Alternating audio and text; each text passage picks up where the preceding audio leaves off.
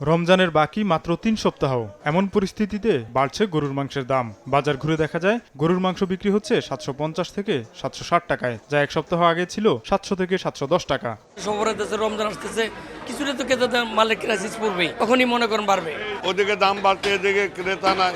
অন্যদিকে উচ্চ দামে স্থিতিশীল রয়েছে ডিম ও মুরগির দাম। সব মুরগি আমরা গেছে সপ্তাহে রেটে আছে, রমজানের আগ পর্যন্ত রেট কমবে না। আগামী সপ্তাহে বলা যাবে কি বাড়বে কি কমবে।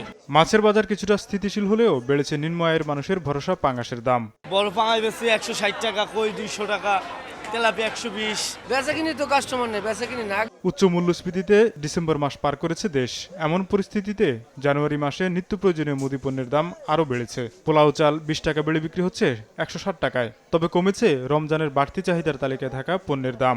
এলসি ভালো হইতেছে, যারা আমদানি করে ছোলা তারা বলতেছে ভালো এলসি। কিছুটা স্বস্তি সবজির বাজারে। সপ্তাহ ব্যবধানে কমেছে ফুলকপি, বেগুন, টমেটো, শসার দাম।